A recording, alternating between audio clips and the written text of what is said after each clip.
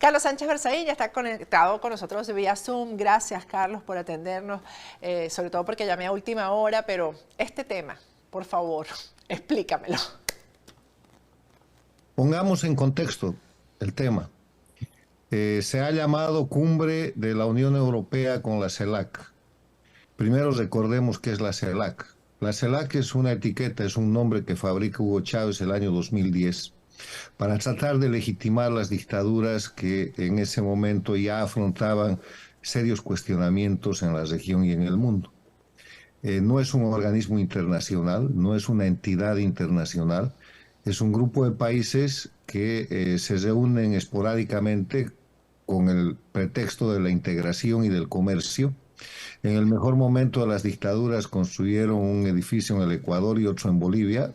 Los dos han sido absolutamente desocupados. En el Ecuador le han dado un uso diferente, pero en general no tiene ninguna representatividad y la presidencia de la CELAC circula de presidente en presidente de los del grupo del socialismo del siglo XXI.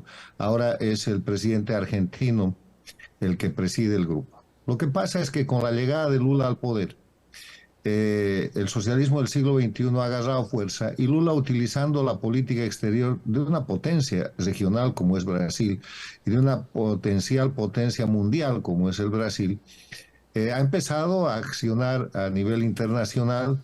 Lo ha hecho en la China, lo ha hecho en el propio Brasil, ha reunido el Mercosur y ha fracasado, ha ido a la OEA y ha fracasado, y ahora ha intentado esta reunión con la Unión Europea, que también es un fracaso. Vamos a la reunión con la Unión Europea. Se trata nada más de una nueva acción presionada por el Brasil, empujada por la Argentina, sostenida por México y por Colombia, que son 4 países con gobiernos paradictatoriales. Recordemos que paradictatorial es un gobierno instalado en democracia, en un país democrático, pero que ha sido financiado, es sostenido y que entrega toda su política exterior y su política interna al sostenimiento de las dictaduras.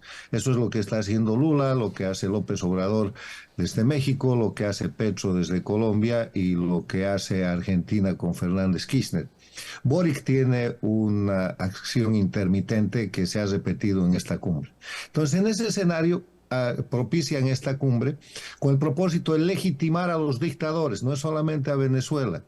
Han llevado al dictador de Cuba, a Díaz-Canel, han llevado una representante de la dictadura de Nicaragua y ha ido la vicedictadora de Venezuela, que es así como hay que mencionar a esta señora, porque no es representante de un país con democracia, no es representante de un sujeto de derecho pleno, de derecho internacional, es la representante de una dictadura. Entonces, para producir esto, han movido la presión y la influencia y la participación en este tipo de movimientos de Pedro Sánchez, que está a pocas semanas de dejar el gobierno de España. Este domingo hay una elección, los resultados previos han sido terribles, los que vienen pueden ser peores para él, y ha querido llevar adelante una última acción para ayudar a sus amigos las dictaduras a las que siempre ha sujetado: Cuba, Venezuela, Nicaragua, Bolivia. Y en ese escenario lo que han logrado es la foto.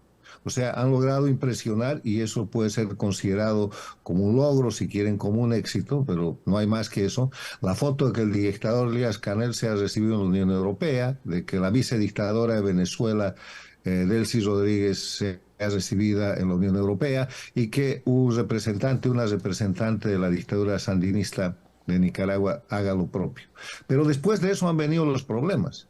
Y esta cumbre que se acaba de cerrar ha servido primero para demostrar que hay un gran repudio a las dictaduras de América Latina, que hay un gran repudio porque tienen presos políticos, porque violan los derechos humanos, porque están acusadas de crímenes de lesa humanidad. Venezuela es el caso más notorio, porque tienen exilio político y porque tienen una gran acción internacional que se ha expresado en la Unión Europea para señalar a esta gente como un grupo de delincuencia organizada transnacional, que además son narcoestados. Los planteamientos que se le han hecho, las críticas que se le hacen a la Unión Europea, van desde el tema de los derechos humanos, pasando por el tema del narcotráfico, porque son los países que están inundando de cocaína Europa, pero fundamentalmente en esta coyuntura con el tema de la invasión de Rusia a Ucrania, que ha generado el mayor de los problemas, porque Cuba, Venezuela, Nicaragua, secundados por Bolivia, se negaban a aceptar y a declarar que Rusia ha invadido a Ucrania. En los hechos ese ha sido el punto más álgido y Nicaragua no ha firmado la declaración, pero todos los demás han aceptado que eso es una invasión. Y eso ha motivado una posición diferenciada del presidente Boric de Chile, que ha repudiado la acción de las dictaduras, se ha apartado de las dictaduras, como lo hizo en la reunión en el Brasil del Mercosur, como lo hizo en la 53ª Asamblea General de la Organización de Estados Americanos y en otros instantes, diciendo que eso es una invasión, que hoy día es Ucrania, que mañana puede ser cualquiera, y que es una barbaridad que los países no quieran declararlo así. Entonces, esa posición diferenciada ha separado a Chile de las dictaduras del socialismo en el siglo XXI del caso chavismo. Mi evaluación en general, y después podemos entrar al caso específico de Venezuela, es que más allá de la foto, todo ha sido perder, perder para el sistema de dictaduras del socialismo del siglo XXI. Primero, porque se han puesto en evidencia como violadores de derechos humanos. Segundo, han sido recordados como narcoestados. Tercero, han aparecido con toda claridad como los aliados de la invasora Rusia a Ucrania. Y ahí hay un problema muy serio, porque Ucrania invadida es la invasión a Europa. Y los aliados de Rusia son enemigos de Europa y son Cuba, Venezuela, Bolivia y Nicaragua. Entonces yo creo que más que ganar han perdido. Ellos van a tratar de hacer narrativa con la construcción, con la presentación de las fotos y las imágenes, pero hay un problema mucho más grave. Al empezar la reunión Europea había ofrecido 45.000 millones de dólares en posibilidades de negocio, de intercambio y de cooperación para América Latina.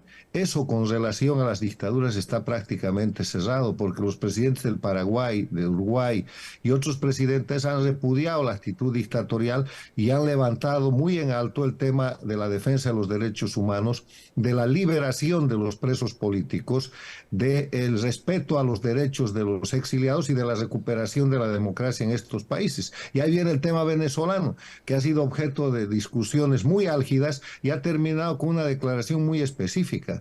Francia, incluido el Brasil, que ha sido forzado a esa declaración, España, los países de la Unión Europea, le exigen a la dictadura de Venezuela una elección libre y limpia que permita una transparencia para que el pueblo venezolano pueda elegir. Y eso es una gran derrota, se podría decir en lenguaje popular, que han ido en busca de apoyo y han terminado siendo puestos en evidencia con graves daños para el desarrollo de la política exterior que el socialismo del siglo XXI quería aprovechar en esto que han llamado la cumbre de la CELAC con la Unión Europea. Ahora, se puede decir que salieron con las tablas en la cabeza. Fueron por lana y salieron que trasquilados. Así se dice. Exactamente, bien trasquilados, porque Cuba ha salido con requerimientos de que libere a los presos políticos y que haga aperturas de carácter muy claro para lo que es la restauración de principios de libertad y avance hacia un proceso de normalización de ese país que está sometido hace 64 años. A Venezuela le exigen el hecho de que haga elecciones libres y limpias. Nicaragua queda marginada y todos quedan, incluida Bolivia, claramente señalados como aliados del invasor ruso, enemigo de Europa. Lo bueno es que se lo pudieron decir, por ejemplo, a Delcy Rodríguez en su cara, Carlos, ¿no? Pero el hermano de Delcy, que es Jorge Rodríguez, hace unas semanas, pues arremetió contra el Parlamento Europeo, precisamente porque el Parlamento Europeo condenó la inhabilitación de María Corina Machado. Entonces, ¿qué va a pasar? ¿Qué crees tú que sea la reacción a estos resultados? ¿No? ¿Tú crees que los van a acatar? La solicitud que les hicieron creo que este es uno de los últimos, este es uno de los últimos estertores de la política exterior de la Unión Europea que libera Josep Borrell. Borrell, sostenido por partidos de izquierda de Europa, pero fundamentalmente por su país, por Pedro Sánchez, que es el castrochavismo, es el socialismo del siglo XXI en Europa. Pedro Sánchez es del Partido Socialista Obrero Español, pero su principal aliado que lo ha sostenido en el gobierno y lo sostiene en el gobierno es el partido hecho con el dinero de Venezuela, de Bolivia y con la manipulación de Cuba, que se llama el Podemos.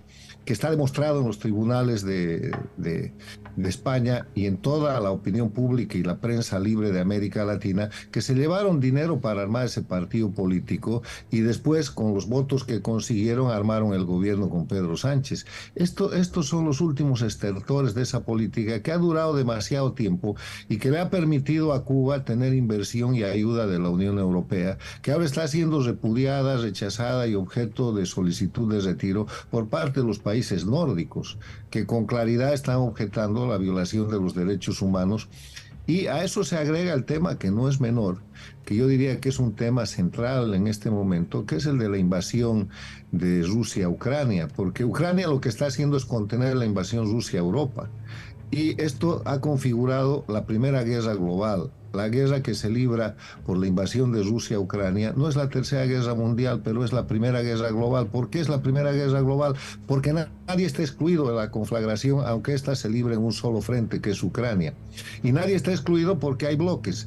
Y el bloque que respalda a Rusia es el bloque de las dictaduras mundiales. Ahí está China, ahí está Irán, ahí está Corea del Norte, ahí está Cuba, Venezuela, Bolivia y Nicaragua con el sistema dictatorial de América Latina, y eso ha quedado muy claro. Entonces yo creo que de aquí en adelante el espacio para la denuncia y para derribar, para terminar con las dictaduras del socialismo del siglo XXI en América Latina, va a contar con nuevos aliados, y los aliados están en Europa, que a partir de esta cumbre con la que querían ayudar a las dictaduras, han terminado poniéndolas en evidencia y dándoles un gran escenario para que se debiliten y para que sean cuestionadas. Si ustedes revisan las declaraciones que se han firmado, Sí. las declaraciones individuales de presidentes de países democráticos, todo es repudio a las dictaduras y además por los peores hechos: crimen organizado transnacional, violación de derechos humanos, presos políticos, exilio político,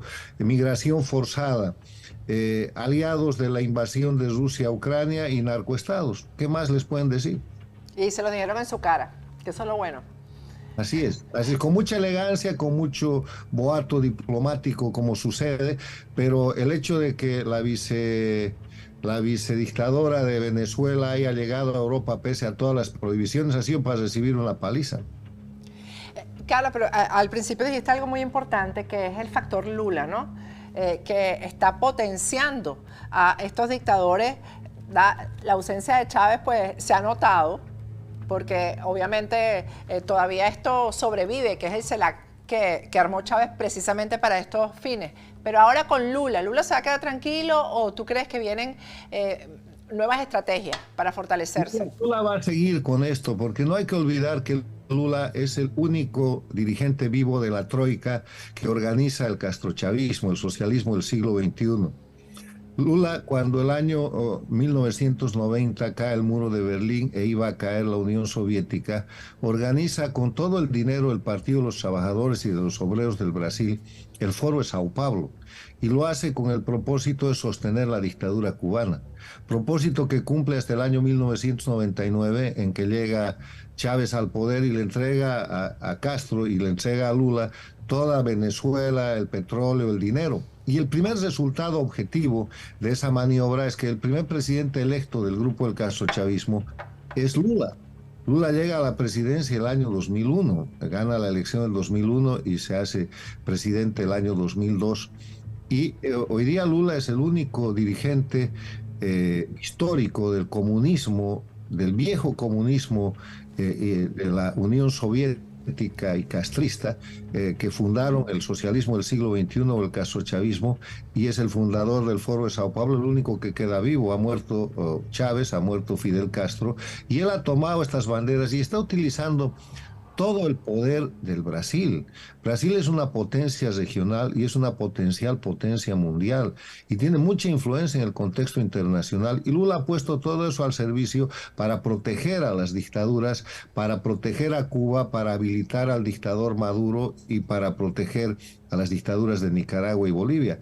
Hasta ahora ha fracasado, ha tenido rotundos fracasos, y esto de la Unión Europea es un fracaso más. Pero les quiero recordar que se atrevió a hacer una reunión en el Brasil, ya también con otro rótulo, el Mercosur, otro cuento inventado por el socialismo del siglo XXI, que tampoco tiene ninguna institucionalidad, donde recibió un día antes a Maduro en el Brasil y dijo que todo lo que se decía contra la dictadura venezolana era una narrativa.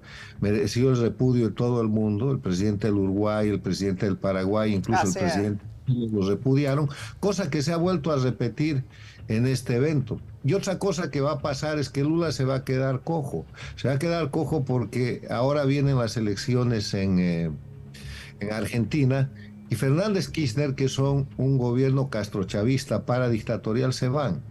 De los tres candidatos que están corriendo, el candidato oficialista es Massa, que nunca va a poder repetir los exabruptos y el respaldo pleno como paradictatorial que ha hecho Fernández Kirchner. Los otros candidatos de Juntos por el Cambio son o Patricia Bullrich o Rodríguez Larreta.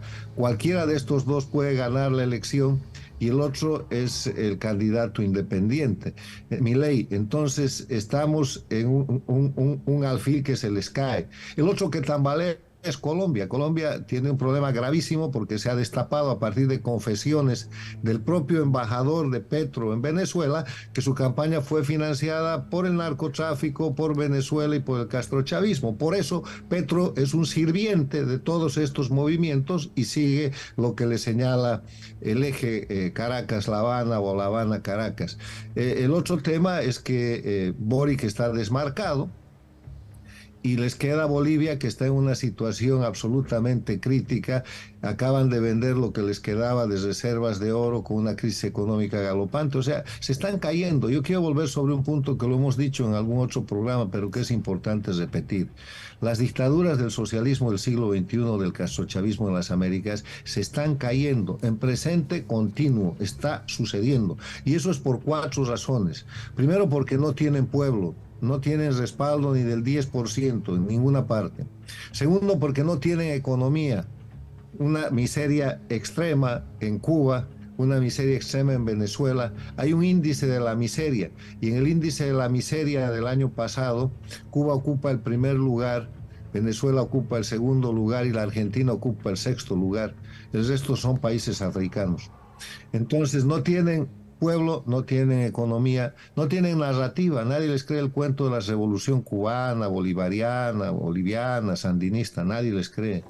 Y lo tercero es que nadie les cree que no tienen opciones. No va a aparecer otro Chávez que entregue el país más rico de América Latina, no para enriquecer a Cuba, sino para poner a Venezuela al nivel de pobreza y de miseria que siempre tuvo Cuba o peor.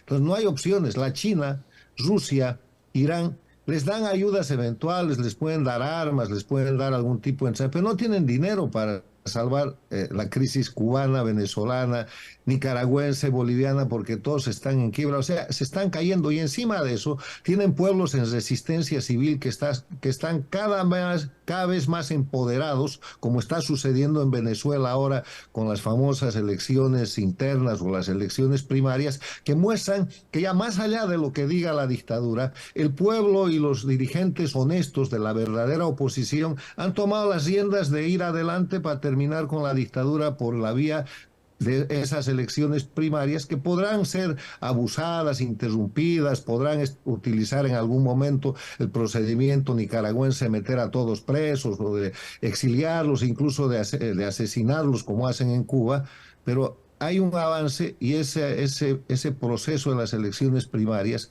está sirviendo primero para presionar a la dictadura, segundo para ponerla en evidencia y en tercer lugar para señalar con claridad a la oposición funcional venezolana sobre la que hoy día ya nadie tiene duda. Entonces las cosas están mal, pero van bien.